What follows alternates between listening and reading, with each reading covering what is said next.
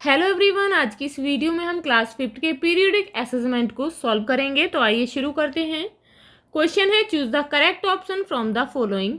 यहाँ पर जो है आपको सही ऑप्शन को चूज करना है एंड राइट और लिखना है। In Vangam Gujarat farmers use to take dry from the soil and keep the seeds in it. Gujarat के वानगाम में जो किसान थे वो सूखी किस चीज़ को लेकर इस पर मिट्टी को लेपते थे और इसमें बीज रखते थे। तो यहाँ पर ऑप्शन है गॉड, पीज, ओकरा। तो आंसर होगा option number A, gourd. It means लौकी। नेक्स्ट है which of the following is not a seed. इनमें से कौन सा एक बीज नहीं है। ऑप्शंस आर व्हीट गेहूं, मस्टर्ड सरसों, बनाना केला। तो आंसर होगा option number C, it means banana. Banana जो है एक सीड नहीं है। अब यह क्वेश्चन है which animal was use to prepare manure in Bhaskar भाईज फार्म। भास्कर भाई के फार्म में किस एनिमल को खाद बनाने के लिए प्रयोग किया जाता था। तो यहाँ पर ऑप्शन है स्नेक, पाइथन, अर्थवॉर्म। तो आंसर होगा option number C, earthworm. It means केचुआ का यूज किया जाता था। अब यह क्वेश्चन है what are the sweet rotis of made from jaggery and gram. Sweet rotis यानी कि मीठी रोटी गुड़ और चने से बनी हुई, मेड एट धानुज house on Dussehra called. Dhanu के घर पर दशहरा पर चने और गुड़ की मीठी रोटियां जो बनाई जाती थी उन्हें क्या कहा जाता है। तो यहाँ पर ऑप्शन है पूरन पोली, बताशा, बर्फी। तो आंसर होगा option number first, puran poli. अब यह क्वेश्चन है फिल इन द ब्लैंक्स। यहाँ पर आपको ब्लैंक्स फिल करने हैं। First is Suryamani and the children use to sing songs in language. तो यहाँ पर ऑप्शन दिए गए हैं कुडुक और संथाली। सूर्यमणि और जो चिल्ड्रन थे वो गाना जो है किस लैंग्वेज में गाया करते थे, कुडुक भाषा में। तो यहाँ पर लिखेंगे Kuduk. Next is with the advent of new technology millet grains are separated by mortar and pestle, ओखली एंड मूसली या फिर थ्रेसर। न्यू टेक्नोलॉजी यानी कि नई तकनीकी आने के बाद बाजरे के बीजों को उसकी बाली से किससे अलग किया जाता है, यानी कि बाली को उसके पौधे से किस चीज से अलग किया जाता है, ओखली या मूसली से या फिर थ्रेसर से। तो किससे किया जाता है, थ्रेसर से। यहाँ लिख देंगे थ्रेसर। अब नेक्स्ट है Hasmukh installed a pump for water. Hasmukh ने जो है पानी के लिए एक पंप लगाया। And took for ploughing the field, और खेत जोतने के लिए क्या लिया, ट्रक या फिर ट्रैक्टर। तो क्या लिया था, ट्रैक्टर। तो यहाँ लिख देंगे ट्रैक्टर। अब यह क्वेश्चन 3 है mark right for the correct sentence. सही के लिए राइट मार्क करना है and cross for the incorrect sentence, और गलत के लिए यहाँ पर गलत लगाना है। First is our special identity और क्वालिटीज में ऑल्सो भी similar to those of our distant relatives. हमारी कुछ स्पेशल आइडेंटिटी यानी कि हमारे जो गुण हैं या फिर हमारी पहचान हमारे दूर के जो रिश्तेदार होते हैं, संबंधी होते हैं, उनसे भी मिल सकती है। तो बिल्कुल सही है, यहाँ पर राइट मार्क करेंगे। Next is in Gujarati language undhiyu means the opposite. Gujarati भाषा में ऊंधियू का मतलब उल्टा है, तो बिल्कुल सही है। Next is in jhum farming after cutting a crop the land is left as it is for some years. Jhum खेती में फसल को काटने के बाद खेत को यूं ही कई वर्षों तक छोड़ दिया जाता है, तो बिल्कुल सही है। अब यह नेक्स्ट है मैच द फॉलोइंग। यहाँ पर आपको मैचिंग करनी है। चेराओ, तो चेराओ क्या है, एक डांस है। कहाँ का, मिजोरम का है, तो ये डांस है, यहाँ पर मैच कर देंगे। झूम फार्मिंग कहाँ होती है, मिजोरम में। Kitchen waste, peels etcetera.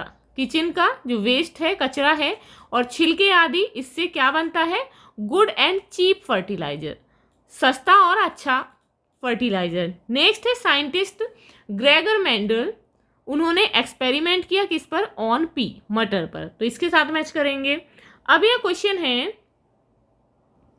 Answer the following questions. यहाँ पर आपको क्वेश्चंस के आंसर देने हैं। व्हाई डिड धनुष maternal aunt want Dhanu to go to school throughout the year.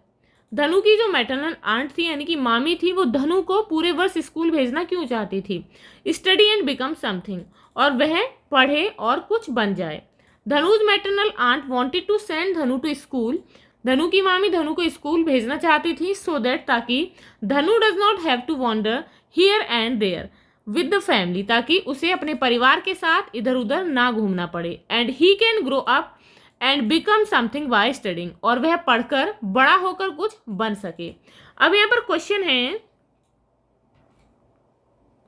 The people of Suryamani's village were afraid of the contractor.